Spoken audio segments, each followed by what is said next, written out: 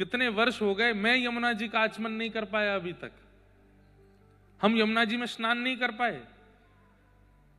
अपने ठाकुर जी का अभिषेक करना होता है ज्येष्ठाभिषेक पर, तो कटा पत्थर एक स्थान है हरिद्वार से आगे जाकर के, वहां यमुना जी आती, वहां से यमुना जल लाना पड़ता है। हमारे इतने युवा अगर एक साथ जुड़ जाएं, नाम भी करो, जप भी करो, लेकिन एक पहल चालू करो कि भाई वृंदावन को पुनः वृंदावन बनाओ। उसके लिए वृंदावन को जो प्रदान करना पड़े, हम ठाकुर जी के निकुंज को सजाएंगे तो ठाकुर जी हमारे जीवन को सजा देंगे, ठाकुर जी आनंदित हो जाएंगे। पर हमारी इच्छा तो ऐसी है कि ठाकुर जी बुरो बावड़ों से वृंदावन पढ़ो रे, आप तो हमें प्राप्त है जाओ। ठाकुर जी कह रहे हैं पहले मेरे निकुंज को तो योग्य बनाओ। इतनी संख्या में युवा अगर ठाकुर जी के पास पहुंच जाएंगे, ठाकुर जी कहेंगे अरे तुम सब क्षमतावान हो, तुम सब बुद्धिवान हो, तुम सब योग्य हो, लग जाओ ना मेरे वृंदावन को कुछ बनाने में, सबको स्वीकार करूंगा मैं, सारे दोष भुला करके सबको अंगीकार करूंगा। उस रास का अनुभव सबको ठाकुर जी करा देंगे, जिस रास का हम चर्चा सुनते हैं कथा में। पर मैं बहुत कभी कभी मैं ना, एक तो सबसे बड़ी बात है मुझे सरल सहज बोलना प्रिय है। मैं ज्यादा उग्र होके बोल नहीं पाता, ज्यादा ये पहल उठाना और रोडों पे आ जाना मैं चाहूं तो कर सकता हूं, और एक आवाज में मुझे पता है कि बहुत लाखों वृंदावन में युवा इकट्ठे हो जाएंगे, पर मेरे से होता नहीं है। मुझे लगता है मैं व्यासपीठ से आपको कह दूं, आप हृदय से समझ करके अपने आप संभल करके उस क्रिया को करो, क्योंकि मैं अगर लेके गया तो वहां पर भी वो सेल्फी पॉइंट बन जाऊंगा, मैं लोगों के फोटो का वो बन जाऊंगा, पैर छुपाने का, और फिर कुछ लोग कहेंगे बताओ ये भी इनका प्रोपोगेंडा है, ये कुछ है।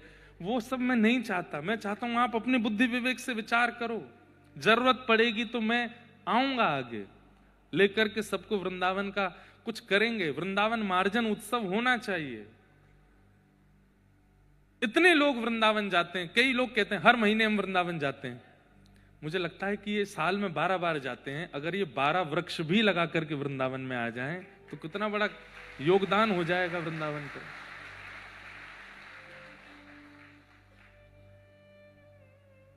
आज मंदिरों को तोड़ना, वृंदावन में ये बनाना वो बनाना, ये सब चल रहा है। हम लोग केवल ठाकुर जी को देखने के लिए इतनी भीड़ लगा देते हैं।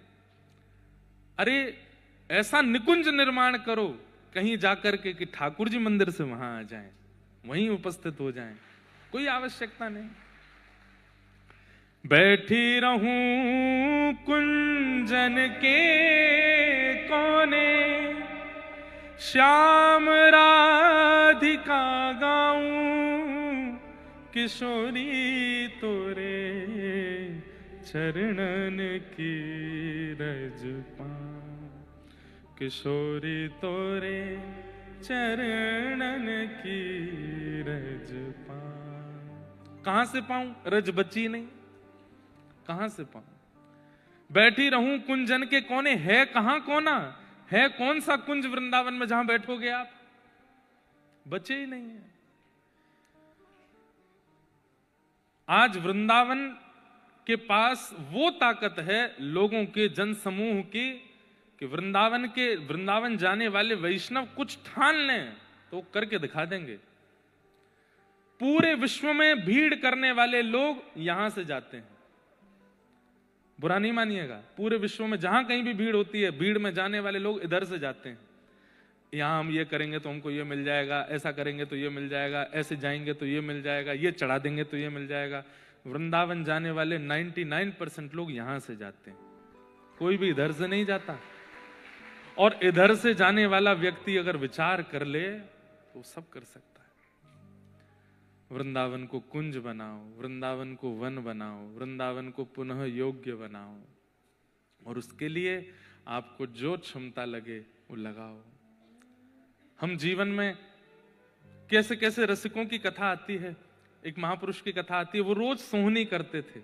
हमारे श्री पंडित गया प्रसाद जी महाराज, उन्होंने जीवन में एक ही तप किया। क्या? गिरिराज जी की परिक्रमा करते सोहनी लेकर के। ध्यान से सुनिएगा। पंडित श्री गया प्रसाद जी महाराज, मैं उनका दर्शन नहीं कर पाया क्योंकि मेरे जन्म से पूर्व ही निकुंज में प्रवेश हो गया उनका। उनकी गोद में प्रिया प्रियतम खेलते थे।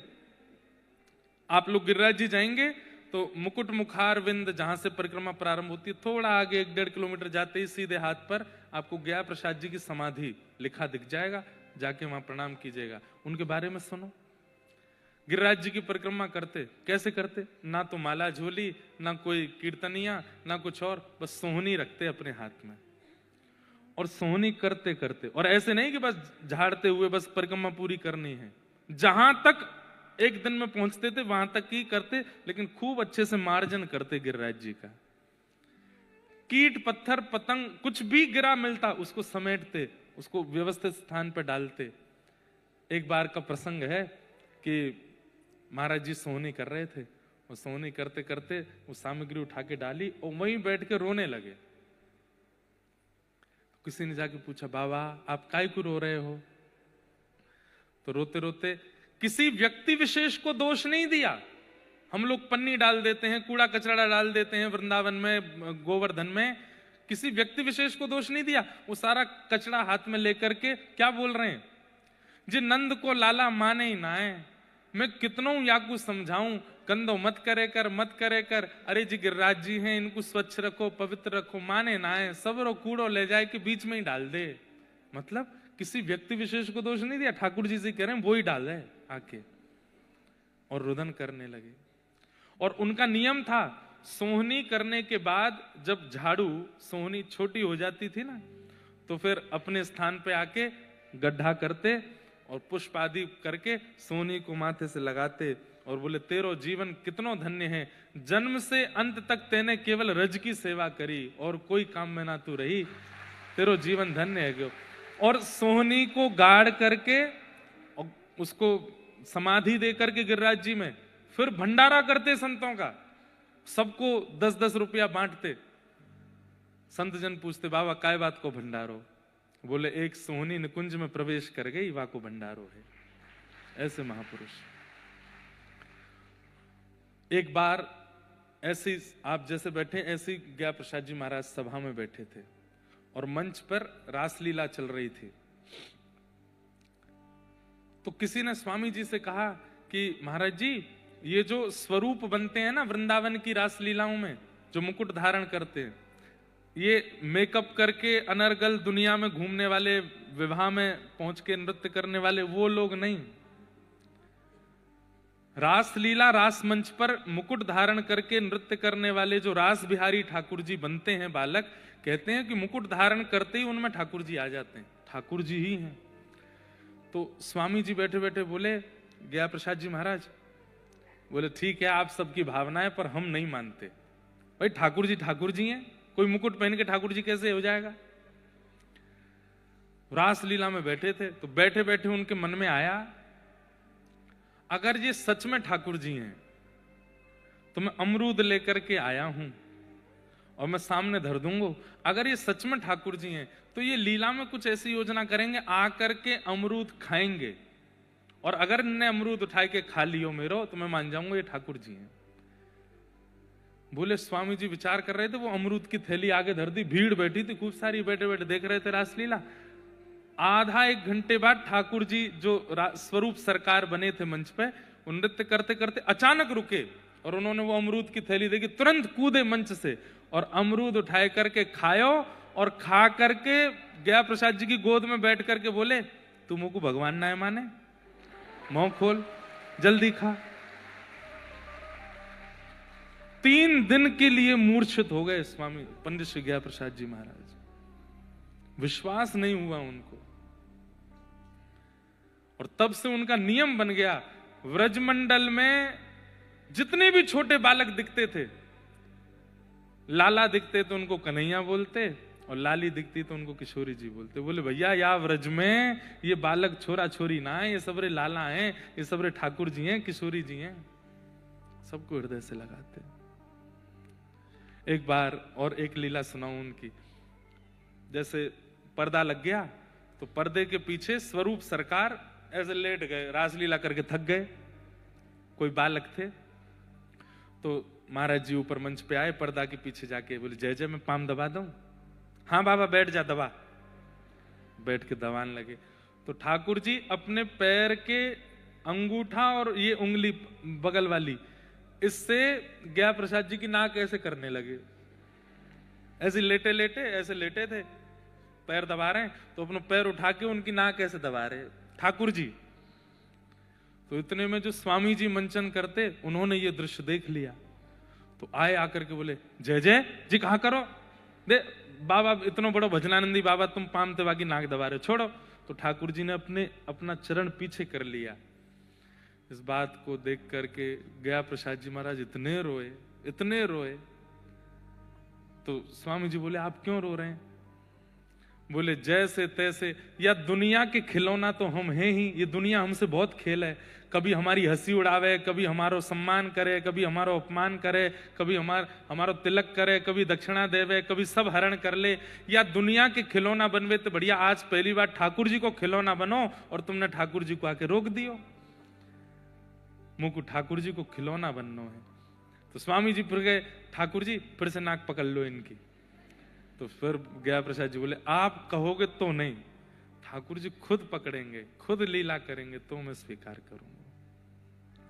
और अपने निकुंज गमन तक स्वरूप सरकार, जो मुकुट पहन के बालक ब्रजमंडल में लीला करते हैं रास में, उनको ही कृष्ण माना उन्होंने, और उन्हीं के माध्यम से अनेक अनुभव किए उन्होंने ठाकुर जी के। और इन सब के पीछे वो योजना बताते थे, मेरा जप तप नियम सब कुछ केवल और केवल सोहनी करने से। रज की सेवा, वृंदावन के नुकुंज की सेवा, यमुना जी की सेवा, हम इन्हें छोड़ करके केवल और केवल एक सेवा में लगे हैं, भजन साधन में। करिए वो भी, लेकिन नुकुंज की सेवा करो, रज की सेवा करो, यमुना जी की सेवा करो, निकुंज वृक्षों की सेवा करो, उससे ठाकुर जी ज्यादा प्रसन्न हो जाएंगे। बहुत भीड़ है, लग रहा है बिहारी जी के दर्शन ना होंगे, मत करो, प्रणाम कर लो, जय हो बिहारी जी, हम तो जा रहे हैं जमुना जी में, कूड़ो कचड़ो उठाएंगे, वहीं की रज रज की सफाई करेंगे, वहीं आनंद करेंगे, या बार आपके दर्शन ना सही निकुंज की सेवा करेंगे। आप अनुभव कीजिए, करेंगे मेरी बात का। आपने बिहारी जी नहीं देखे, लेकिन बिहारी जी स्वप्न में आके अपनी पोशाक आदि सब दिखा जाएंगे आपको, आज मैं ऐसा लग रहा हूं, देख ले, तैने मेरे निकुंज की सेवा करी। ताज बेगम, ताज बेगम का नाम सुना? मुस्लिम थी, पर जब से ठाकुर जी का दर्शन किया एक खिड़की में से, बस तब से निहाल हो गए। सब छोड़ करके वृंदावन आ गए। उनको मंदिर में प्रवेश वर्जित कर दिया पुजारियों ने, बोले आप अंदर नहीं आ सकते। तो उन्होंने जिद नहीं की, लड़ाई नहीं की किसी से, बोले कोई बात नहीं, मैं योग्य नहीं हूं तो मैं बाहर ही रहूंगी। दर्शनार्थी जो दर्शन करके आते उनसे पूछते आज जय जय कैसे लग रहे, आज जय जय कैसे लग रहे, सब बताते आज ऐसी पोशाक है, ऐसा मुकुट है, ऐसे कुंडल है, ऐसी नासिका है, ऐसा भोग है, ऐसा इत्र लगाए हो। तो बाहर मन में ही चिंतन कर लेती हैं, अच्छा आज ऐसे लग रहे हैं ठाकुर जी। करते करते करते एक स्थिति ऐसी बन गई कि ताज बेगम को अपने आप लगने लगा आज नीली पोशाक होगी, आज ऐसा पाग होगी, आज ऐसे मोती होंगे, आज ये वाला इत्र लगा होगा। पहले ही मन में सोच लेती, और फिर दर्शनार्थी जो दर्शन करके आते हैं उनसे बोलती आज ठाकुर जी ने नीली पोशाक पहनी है। बोले हाँ आज नीली है, तुमको कैसे पता? आज ये बताओ मोतियों की माला है गले में? बोले हाँ। उसमें एक नग भी लगा है बीच में, उसमें 2 बाघ नग भी लगे हैं, तो लोग बागों को लगा ये छुप के कहीं से देख लेती है, पर नहीं। स्थिति ऐसी हो गई कि ताज बेगम को मंदिर जाने को नहीं मिलता, तो ताज बेगम रज की सेवा करती थी, यमुना जी की सेवा करती थी, निकुंज वृक्षों की सेवा करती थी। उन सब की कृपा से ठाकुर जी ही उनको तरंग के माध्यम से अपना दर्शन करा देते थे। बोले तू मंदिर में मत आ, मैं तुझको बाहर ही करा दूंगा दर्शन। इसलिए भैया वृंदावन उसको पुनः निकुंज बनाना है, उसके लिए जो योजना बनेगी हमें करनी है। हम सब युवा भाई हैं, हम सब युवा हैं, हम लोगों में इतनी शक्ति है कि हम चाहें तो कर सकते हैं इस क्रिया को। आज भारत का इंफ्रास्ट्रक्चर इतना बढ़िया हो रहा है, भारत की एजुकेशन बढ़िया हो रही है, भारत में मंदिरों के नाम पर बहुत कुछ बनाया जा रहा है, बड़े बड़े रूप, आधुनिकता ज्यादा दिखाई जा रही है। पर वृंदावन आधुनिक नहीं है, वृंदावन सहज है, वृंदावन सरल है, वृंदावन सामान्य है, उसको वैसा ही बनाना है। करेंगे कुछ ना कुछ पहल अगले वर्ष, जिससे वृंदावन पुनः वृंदावन बने, पुनः वैसा बने। अड़चने आएंगी, रुकावटें आएंगी, खूब सुनना पड़ेगा, खूब दुनिया भर के हमको लांछन आदि भी लगेंगे, लेकिन भैया ये दुनिया तो बोलती रहेगी, ये दुनिया लांछन लगावे वो तो लगाती ही है, ये नहीं लगा मैं, बस ये प्रसन्न रहे, हमको और क्या चाहिए।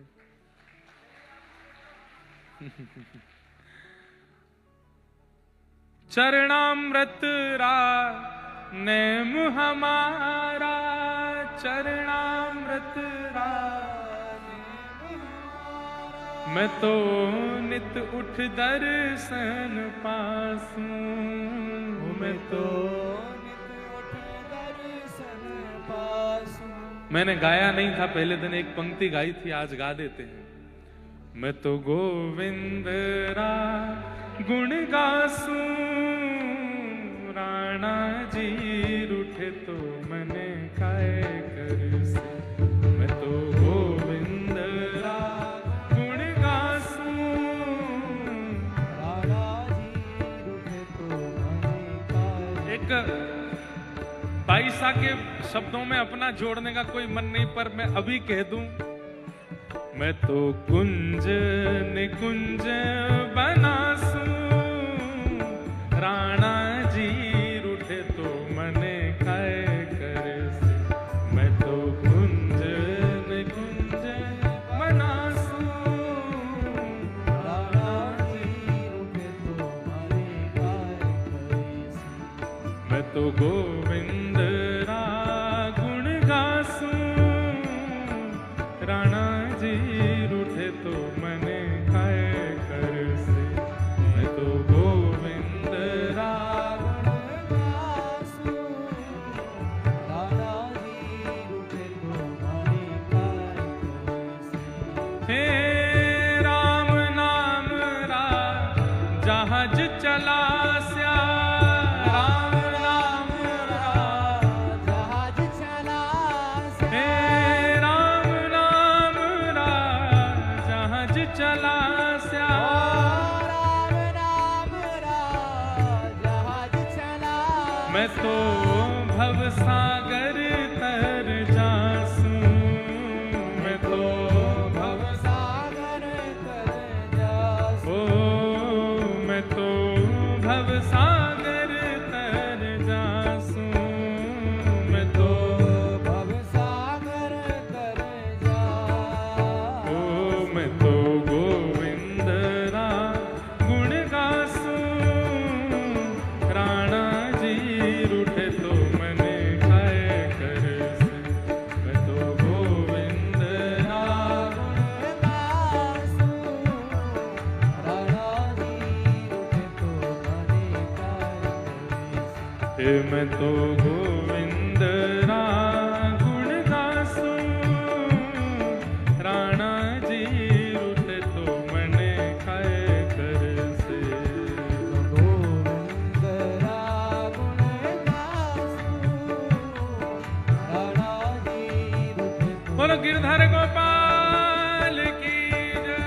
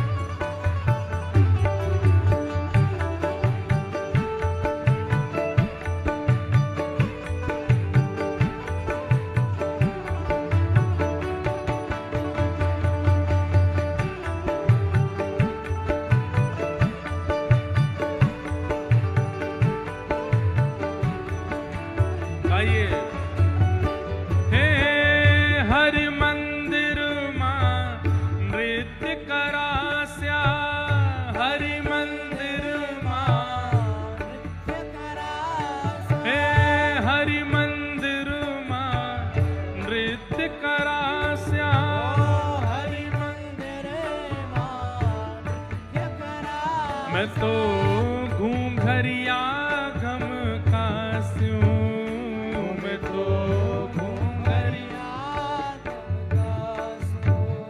बाईसा एक बार मंदिर में नृत्य कर रही थी, इतना अच्छा नृत्य कर रही थी गा करके, जितने लोग दर्शनार्थी खड़े थे सब बोले आ गई नाचने वाली गाने वाली, इसको जरा शर्म नहीं आती, जरा लिहाज नहीं आती, सबके सामने नाचने लगती है। इतना सब लोग अपशब्द कहने लगे। इतने में ही मंदिर के गुसाई जी वो गए और ठाकुर जी के गले की माला निकाल करके लाए और बाईसा के गले में डाल दी। तो इतने में भी लोग समझे नहीं, लोग बोले पुजारी जी की भी बुद्धि सठिया गई। बताओ, नाचने गाने वाली को भगवान के गले की माला पहना दी, ये इसकी अधिकारिणी है। अरे बड़े बड़े वेदज्ञों को, योगियों को, आदियों को माला देनी चाहिए, नाचने वाली को दे दी। तो गुसाई जी बोले तुमको ये दिख रही है नाचने वाली, लेकिन जब ये नृत्य कर रही थी तो मैं देख रहा था सामने खड़े हुए ठाकुर जी, जिनकी दृष्टि नीचे रहती है, जैसे ही इसने नाचना शुरू किया वो अपने नेत्र उठा के इसको देख रहे थे और मंद मंद मुस्कुरा रहे थे।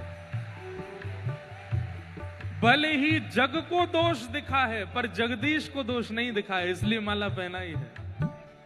हरि मंदिर मां नृत्य करास्या, हरि मंदिर मां नृत्य करा, हे हरि मंदिर मां नृत्य करास्या, हरि मंदिर मां नृत्य करा।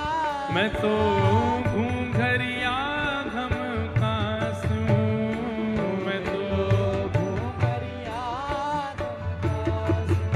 ओ यह संसार बाढ़ का कांटा, यह संसार बाढ़ का कांटा, यह संसार बाढ़ का कांटा, यह संसार बाढ़ का कांटा। ओ या संगत नहीं जासूं, मैं तो या संकट नहीं जासूं।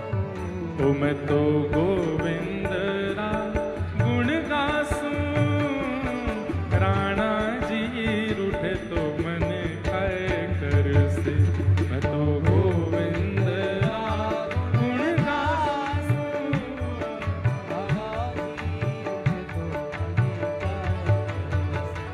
हे मीरा के प्रभु गिरधर नागर, मीरा के प्रभु गिरधर नागर, मीरा के प्रभु गिरधर नागर, मीरा के प्रभु नटवर नागर, हे प्रभु गिरधर नागर, गिरधर नागर, प्रभु नटवर नागर, नटवर नागर, हे मीरा के प्रभु गिरधर नागर, हे प्रभु गिरधर नागर। मैं तो निरख परख गुण गासूं, मैं तो निरख परख गुण गासूं। आइए, ओ मैं तो गोविंद रा गुण गासूं,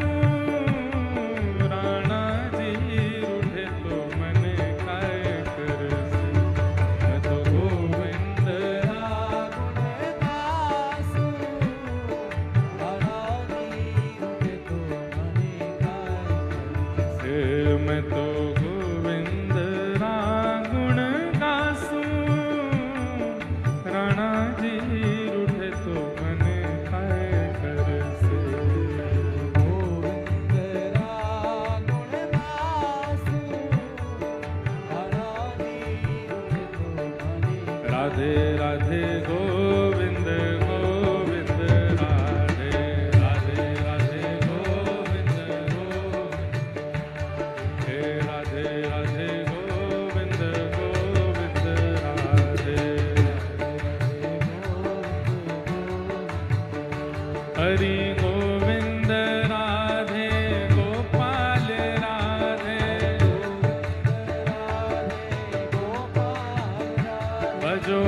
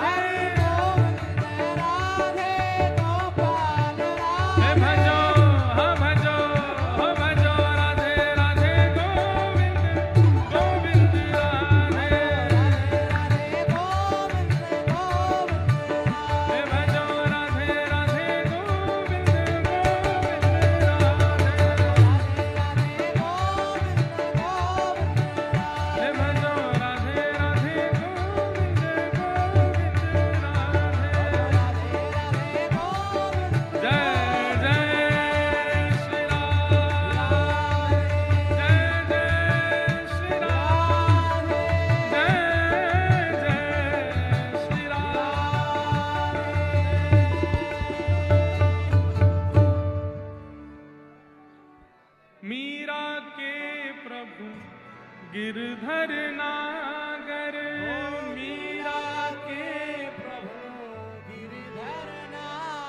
मैं तो निरख परख गुण गासूं, मैं तो निरख परख गुण गासूं, ओ मैं तो गोविंद रा गुण गासूं। राणा जी रूठे तो मने काय करसूं, मैं तो गोविंद रा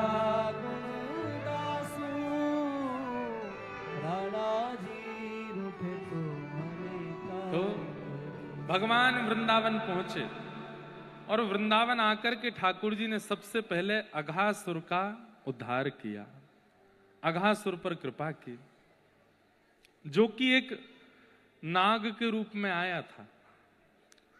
भगवान ने सब ग्वाल बालों के साथ में वन भोज करने का एक कार्यक्रम रखा। सब ग्वाल बालों के साथ ठाकुर जी वन भोज करने के लिए वन में गए और वहीं अघासुर नाम का एक दैत्य आया। ठाकुर जी कैसे भोजन कर रहे हैं वन में? विभ्रद वेणुम जठर पटयो श्रांग वेत्रे चकच्छे वामे पाणे मृषण कवलम तत्फलम लांगुलीषु तिष्ठन्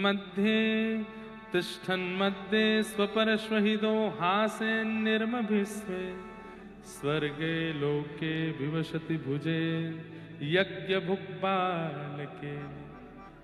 ध्यान से सुनो। विभ्रद वेणुम जठर पटयो, मुझे ये स्वरूप इतना अच्छा लगता है ठाकुर जी का।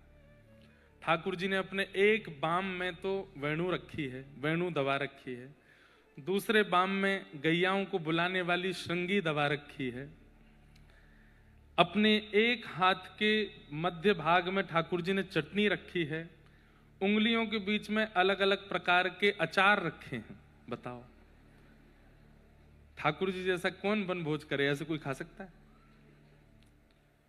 कई बार बंधुओं बहुत आधुनिक व्यंजन होता है ना, उसको फिर प्लेट में ही खाने में सुख मिलता है, पर जो प्रेम से निर्मित व्यंजन होता है ना, वो तो कर में पाने में सुख मिलता है, हाथ से खाने में सुख मिलता है।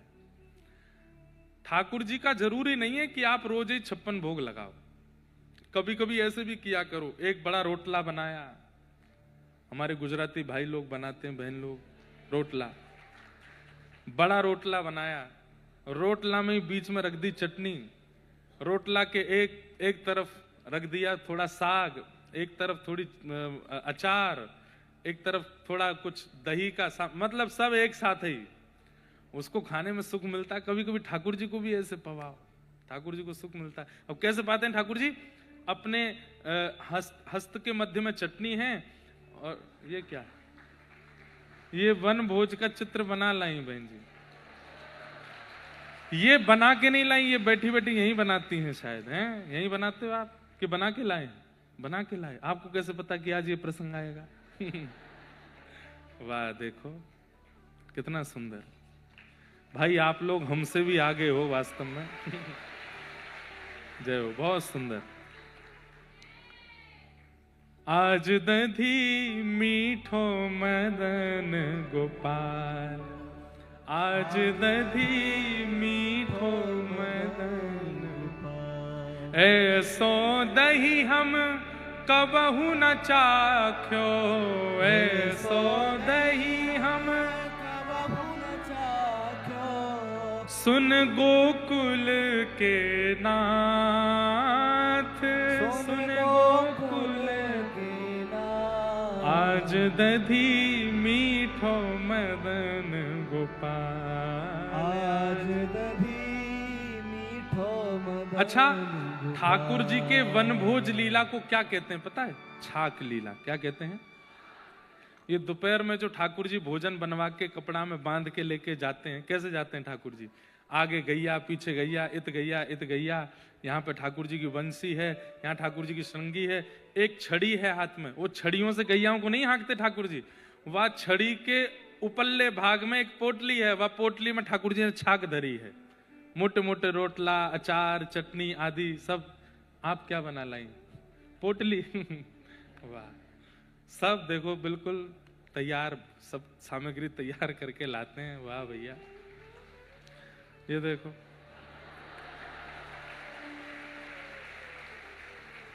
मुझे समझ नहीं आ रहा है कि आप लोग कहीं मेरा मन तो नहीं पढ़ रहे हो। ये कैसे पता आपको? ये तो मेरे को बोलना ही नहीं था, अचानक बोलने लगा मैं। जय हो मैया, धन्यवाद। अब मैं क्या बोलूं? आगे कुछ बोलूंगा फिर वो कुछ लेके आए होंगे।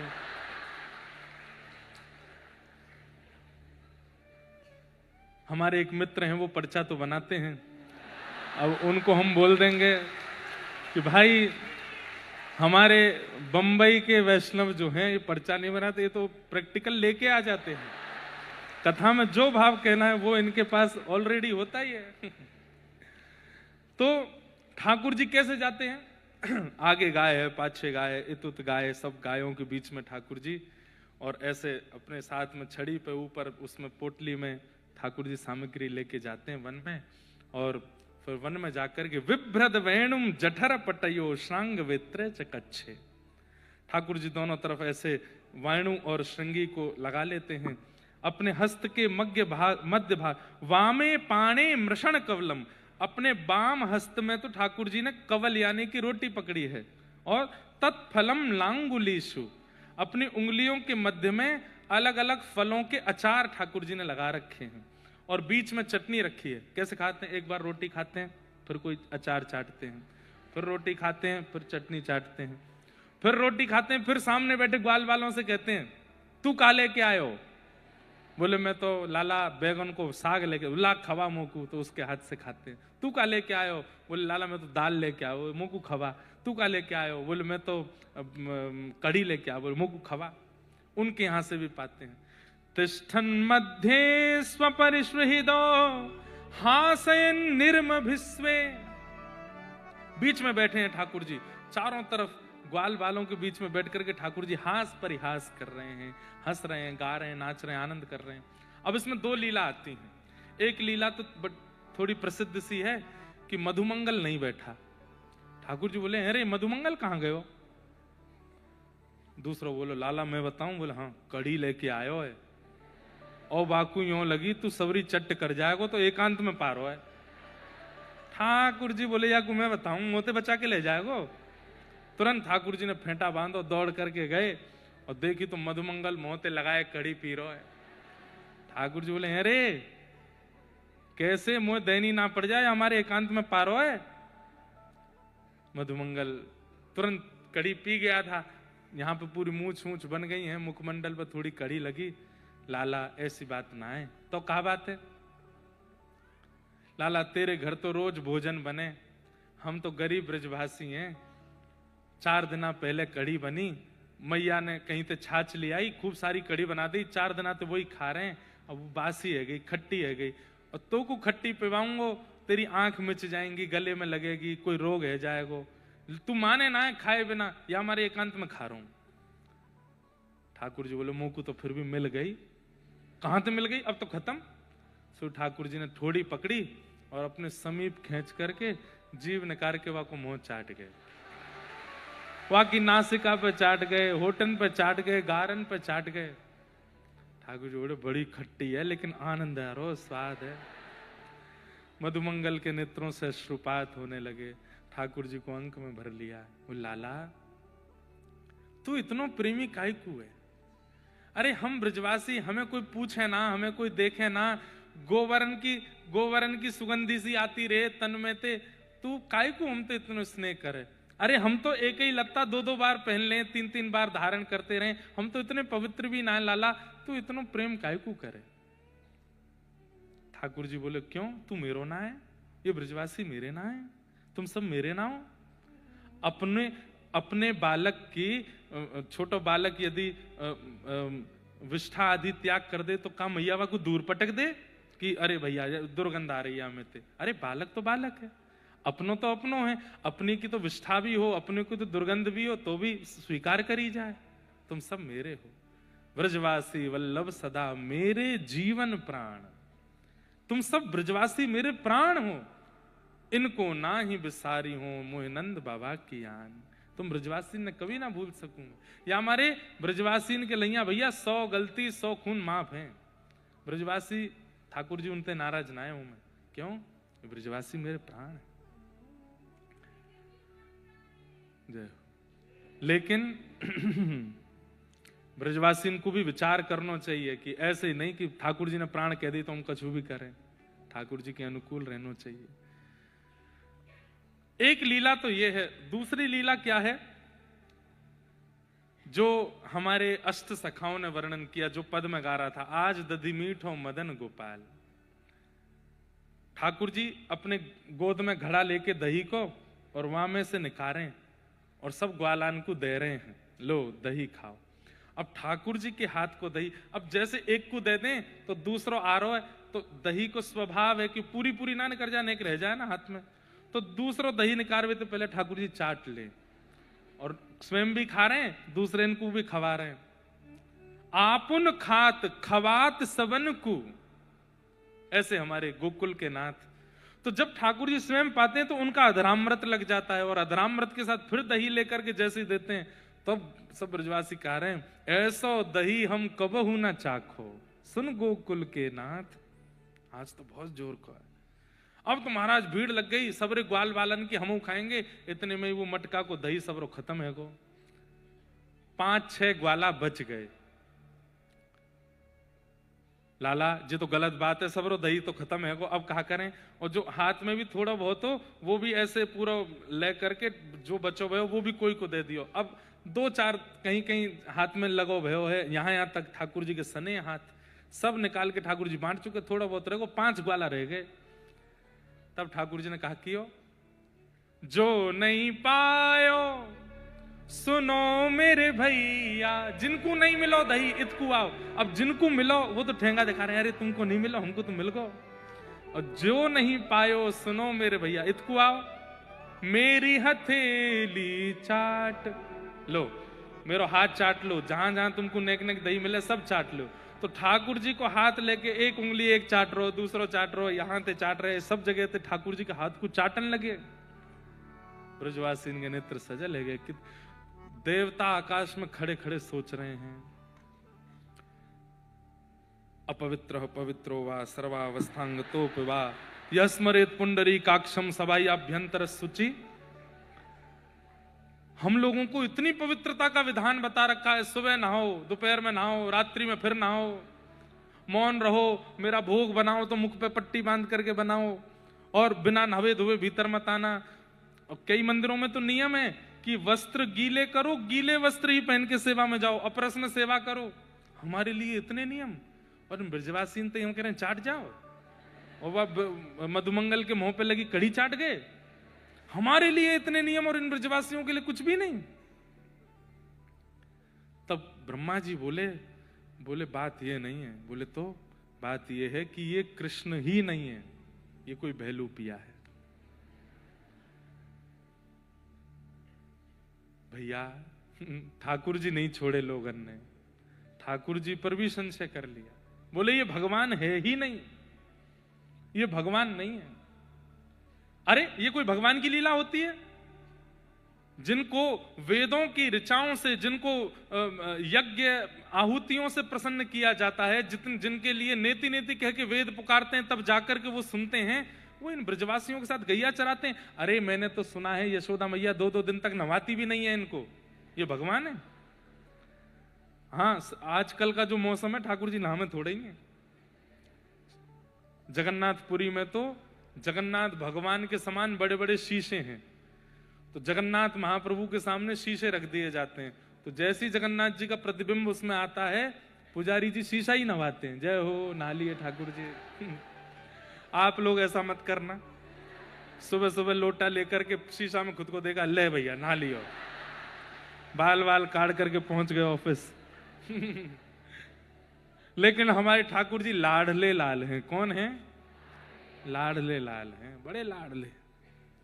हमारे वृंदावन में श्री राधारमण जी, राधा वल्लभ जी आदि में ठाकुर जी के होती है, ठाकुर जी को नित्य थोड़ा थोड़ा जल से स्नान करा देते हैं, फिर उसके बाद जो ऐसे वस्त्र होते हैं इसको कोसे पानी, गर्म पानी से न गीलो करके ठाकुर जी के ऐसे पहुंच देंगे, हाथ पांव सब है गए ठाकुर जी नहा लिए, बस याते ज्यादा नहीं, जाड़ो लग जाएगा और नेक्स्ट सो लाला है।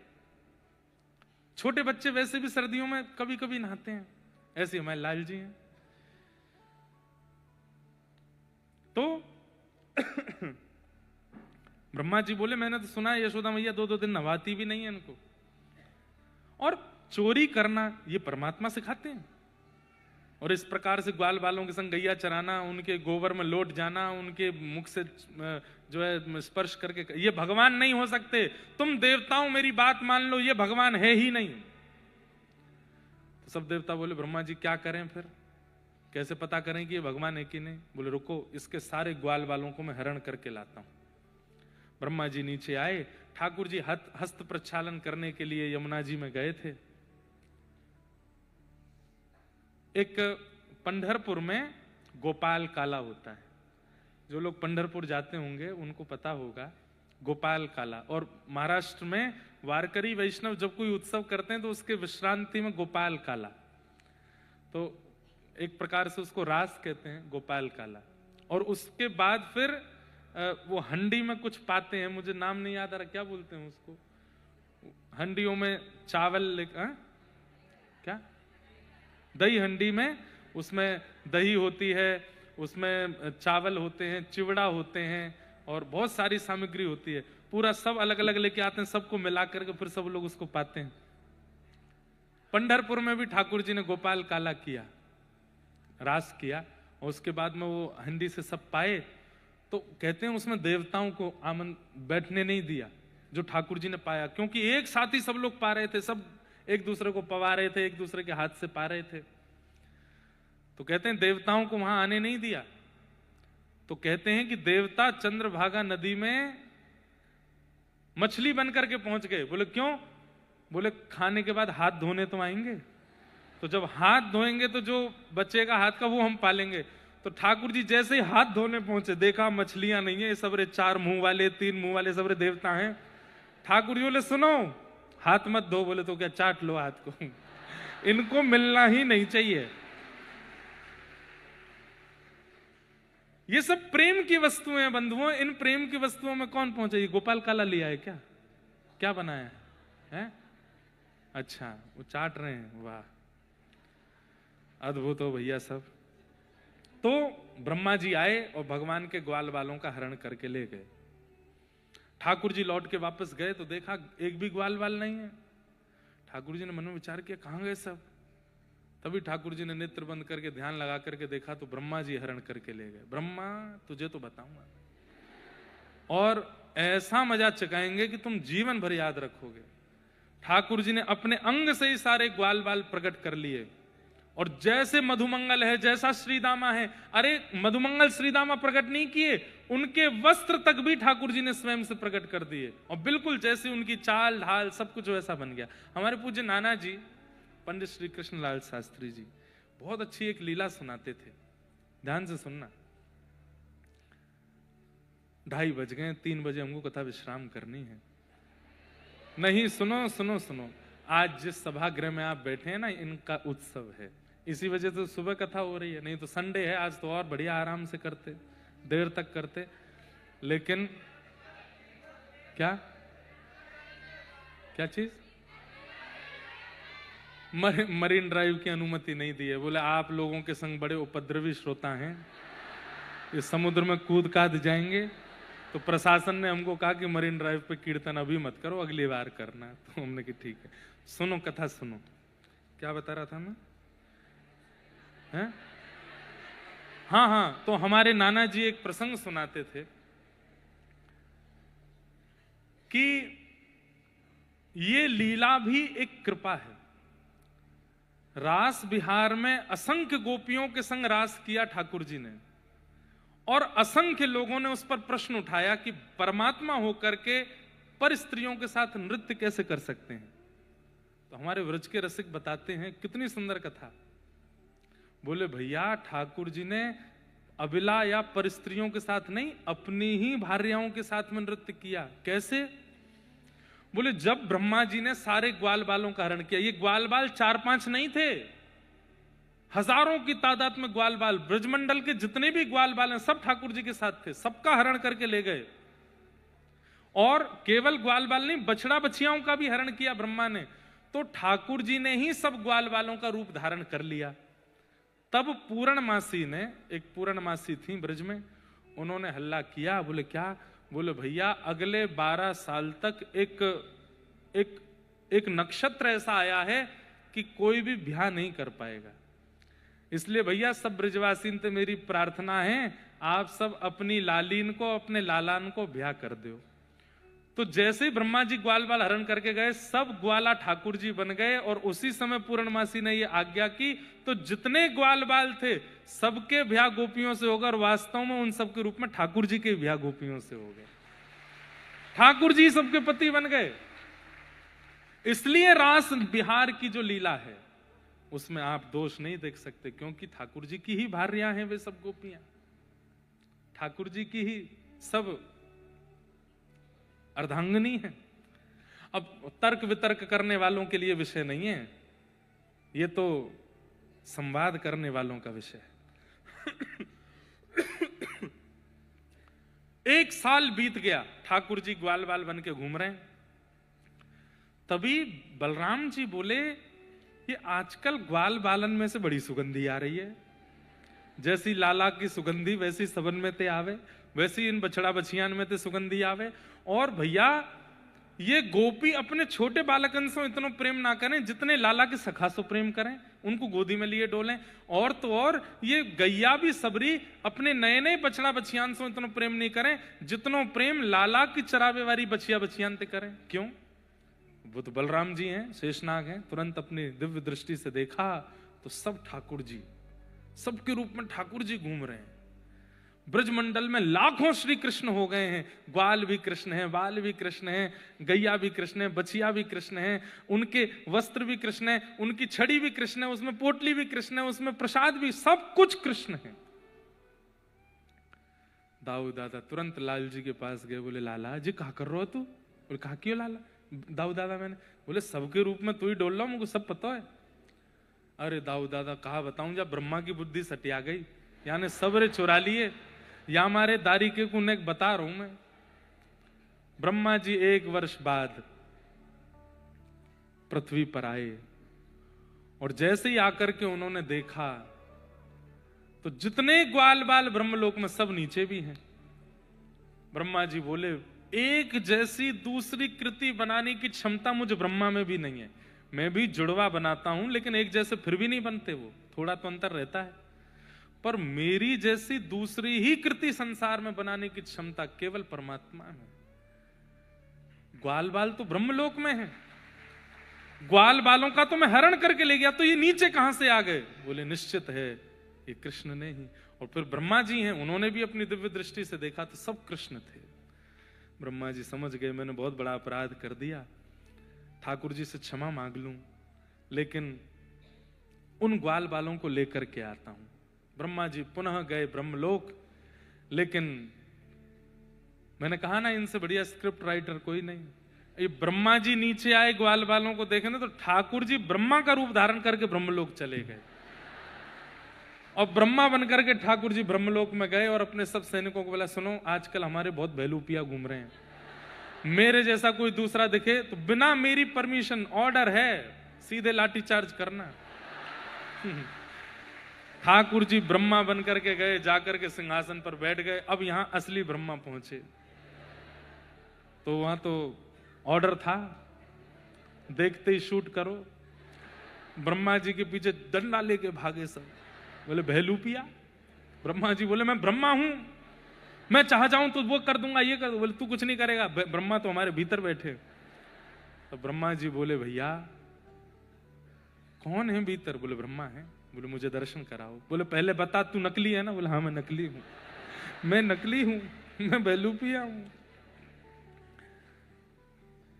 लेकिन बंधुओं इतनी सुंदर स्तुति गाई ब्रह्मा जी ने। ठाकुर जी के पास गए, भगवान शंख चक्र गदा पद्म धारण करके बैठे हैं। सबको तो वो ब्रह्मा के रूप में दिख रहे थे, लेकिन ब्रह्मा जी को नारायण के रूप में दिख रहे थे। ठाकुर जी बैठे क्रोध में।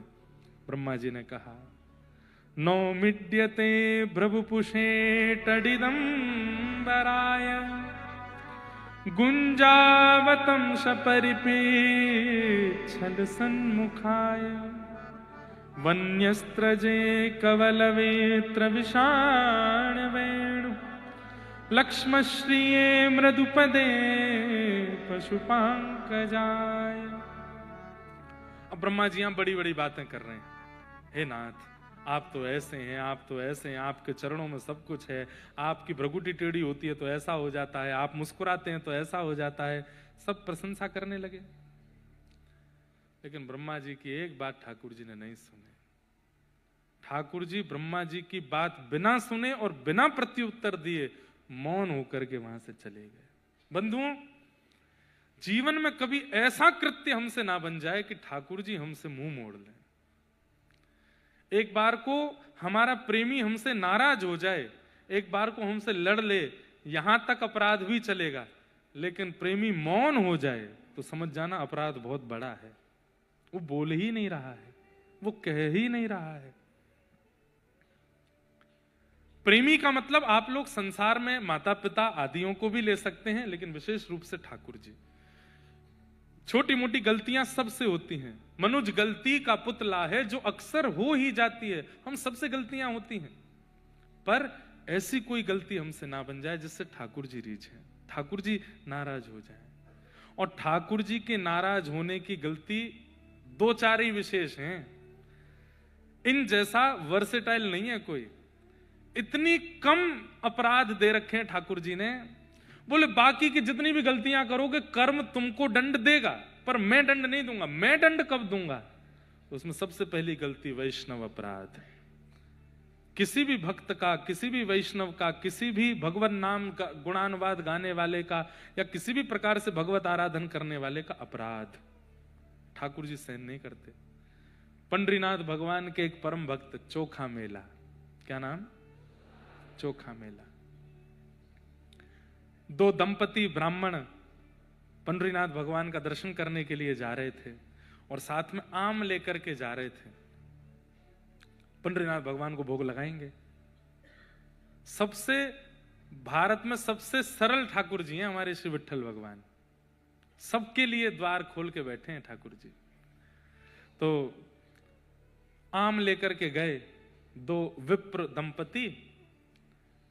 इतने में ही बीच में ही एक साधु आ गए और साधु आकर के बोले, अरे दंपति आप कहाँ जा रहे हैं? बोले हम पंडरीनाथ जी का दर्शन करने जा रहे हैं। बोले अच्छा, आपके झोले में कुछ प्रसाद की सामग्री है क्या? मुझे बहुत तेज भूख लगी है, कुछ पवा दो। तो दोनों पति पत्नी बोले कि अभी ठाकुर जी का भोग नहीं लगा है, ठाकुर जी का भोग लगा दें, अर्पित कर दें, उसके बाद आपको दे देंगे। बोले मैं तब तक रुक नहीं पाऊंगा, मुझे बहुत तेज भूख लगी है, जल्दी कुछ दो ना। तो पति ने पत्नी से कहा, संत साधु के रूप में ही विट्ठल को देख लो, खवा दो। और आम दिए। अब वो आम चौंखें और चूस चूस करके थोड़ा सा उसमें बच जाए और उसको फिर से झोला में डाल दें। वो दोनों कहेंगे, अरे एक तो आम चूस रहे हैं, फिर आधे अधूरे झूठे इसमें डाल रहे हैं, विट्ठल के भोग के लिए ये सामग्री, इसको पूरा झूठा कर रहे हैं। फिर दूसरा आम लें, उसको चौंक के फिर डाल दें, तीसरा आम लें, ऐसे 4-5 आम जल्दी जल्दी उन्होंने चौंक करके डाल दिए। पति ने कहा कोई बात नहीं, साधु हैं, पता नहीं किस भाव में होंगे, 2-3 आम अभी साबुत बचे, इनको धो के हम विट्ठल को चढ़ा देंगे, चलो। साधु वहां से चले गए। दोनों दंपति आगे गए तो अचानक से वो थैला इतना भारी हो गया। पत्नी बोली पता नहीं इतना भारी थैला हो गया है, उठ ही नहीं रहा मुझसे, आप थोड़ी सहायता कराओ। उन्होंने भी उठाया। बोले इतना भारी कैसे हुआ? जैसे खोल के देखा तो एक छोटा सा बालक उस थैले के भीतर था। वो साधु कोई और नहीं थे, साक्षात पंडरीनाथ भगवान थे। और वे ही आम चौंक चौंक करके अपने अधरामृत से उसमें एक बालक अर्पित करके गए। भगवान ने जिनको चोख करके प्रदान किया उन्हीं का नाम पड़ गया चोखा मेला। ऐसे चोखा मेला जी प्रकट हुए। लेकिन उन दंपति ने विचार किया, समाज संसार क्या बोलेगा, सबसे बड़ा रोग क्या कहेंगे लोग। बोले दुनिया को कैसे हम उत्तर देंगे कि ये बालक कहां से आया? घर परिवार के लोग तो जानते हैं कि मैं गर्भवती नहीं हूं, और अचानक से इस बालक को लेकर घर जाऊंगी तो क्या कहेंगे, कैसे बताएंगे हम कि ये बालक कैसे आया? पति ने कहा जिन्होंने दिया वो ही रक्षा करेंगे, और एक वृक्ष के नीचे उस बालक को छोड़ दिया। वहीं कोई दंपति थे, ब्राह्मण नहीं थे, वो सामान्य थे, तो ठाकुर जी का दर्शन करके वे ठाकुर जी से पुत्र की कामना कर रहे थे कि हमें एक संतान प्राप्त हो जाए, नाथ कृपा करो विठ्ठल नाथ। तभी उनको रुदन की आवाज आई तो देखा वृक्ष के नीचे एक बालक है। उन लोगों ने कहा देखो मांगा ठाकुर जी ने तुरंत दिया, चलो अब यही हमारा बालक। और उस बालक को वे ले गए अपने साथ। चरमकार थे माता पिता, खेती बाड़ी भी करते थे। बालक का नाम चोखा मेला पड़ा, या ऐसा कहें नाम तो उस समय कुछ और होगा, लेकिन बाद में जब इनका प्रकाश हुआ तब संतों ने इनका मूल नाम बताया कि इनका नाम तो चोखा मेला है, ये ठाकुर जी के प्रसाद से प्रकट हुए हैं। धीरे धीरे बड़े हुए, पिताजी से विठ्ठल भगवान की कथाएं सुनते थे। एक दिन उनके मन में आया कि दुनिया के लोग इतना प्रसाद चढ़ाते हैं, मैं क्या चढ़ाऊं। तो अपने खेत की ही सामग्री, अपने खेत में लगे हुए फलों को ही तोड़ करके बड़े भाव से, बड़े उत्साह से चोखा मेला जी अपने एक वस्त्र में सारे फल तोड़े, विठोबा को खिलाऊंगा, अपने हाथ से अर्पित करके आऊंगा। पहुंच गए। जैसे ही मंदिर पहुंचे, मंदिर में जाकर के ठाकुर जी के सन्मुख प्रसाद खोलने लगे तो कुछ पुजारी ने क्या कर रहे हो, बोले कि मैं प्रसाद लेके आया हूं ठाकुर जी का, अपने हाथ से पवाऊंगा विठ्ठल को। बोले तू अधिकारी है, इतना पवित्र आत्मा है, इतना पवित्र जन्म है तेरा कि तू अपने हाथ से पवाएगा ठाकुर जी को। बोले तो इसमें क्या हो गया, सब सामग्री होती तो भूमि में ही है, अब भूमि में तो हर प्रकार की वस्तु होती है, वो तो पवित्र नहीं होती, ठाकुर जी फिर भी पाते हैं। तो मैं जीव हूं, मेरी पवित्रता अपवित्रता मेरे जन्म से कैसे हो सकती है। अच्छा जवान लड़ाता है हमसे। लोग बागों ने मार पीट करके चोखा मेला जी को भगा दिया और उनके फल की सामग्री भी बाहर फेंक दी। बोले तेरे हाथ का छुआ पंडरीनाथ नहीं पाएंगे, तू योग्य नहीं है।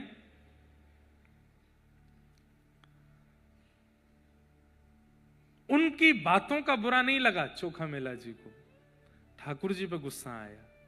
बड़ों के भगवान बन गए हो, धनवानों के भगवान बन गए हो, योग्य लोगों के भगवान बन गए हो, तो मेरे हाथ का नहीं पाओगे आप। जा रहा हूं मैं। और दिखा के गए, देखो कितना अच्छा वाला सेब है, मीठा है, मैं ही खाऊंगा, आपको नहीं दूंगा। किसी अन्य पर कितना सहज स्वभाव। ये केला देख रहे हो, कितना बढ़िया, मैं खाऊंगा इसको, आपको नहीं खिलाऊंगा। ऐसा करते हो आप, अपने भक्तों के साथ इतना दुर्व्यवहार करते हो। ठाकुर जी को डांट करके थोड़ी देर लड़ झगड़ करके चोखा मेला जी चले गए। यहां लगी, इधर लगी थी, चोट लगी ठाकुर जी चोखा मेला जी को। रात्रि में बैठे बैठे बेचारे सिकाई कर रहे थे, अपने सब माता पिता से छुपा रहे थे कि इनको बताऊं ना कि मुझे आज मारा मंदिर में। पंडरीनाथ भगवान से देखा नहीं गया। रात्रि में बैठे थे, तभी सुंदर कस्तूरी की सुगंध आने लगी, सुंदर तुलसी की मालाओं की सुगंध आने लगी। आहा, दिव्य तेज जैसा दिखने लगा। चोखा मेला जी ने जैसे ही देखा, आहा, पुंडलीक वरदा हरि विठ्ठल, श्री ज्ञान देव तुकाराम, श्री पंडरीनाथ भगवान की। मंदम मंदम चाल, कमर पर हाथ धर के ठाकुर जी मटक मटक के चल के आ रहे हैं। चोखा मेला ने जैसे ही देखा, देख करके प्रसन्न तो बहुत हुआ, लेकिन लड़ने लगा। क्यों आए अब? सुबह तो भगा दिया था, मार पीट के मुझको भगा दिया था। बड़े घरों में जाओ, बड़ी जात में जन्मे लोगों के पास जाओ, मेरे पास क्यों आ रहे हो आप? ठाकुर जी आए, आकर के चोखा मेला को हृदय से लगाया। जहां जहां चोट लगी थी वहां अपने हाथ से सहलाने लगे। बोले चोट लगी? चोखा मेला के तो नेत्र सजल। ठाकुर जी को इतने समीप से पहली बार और प्रत्यक्ष बोलते चलते फिरते ठाकुर जी देखे। 2-3 बार तो उसको मूर्छा जैसी आ गई। ठाकुर जी ने संभाला, अरे संभाल, ऐसे मत कर, आप सच में आए हो? बोले हाँ, मैंने सुबह बहुत डांटा आपको, मुझे क्षमा करना। कोई बात नहीं, सुन वो फल कहाँ है?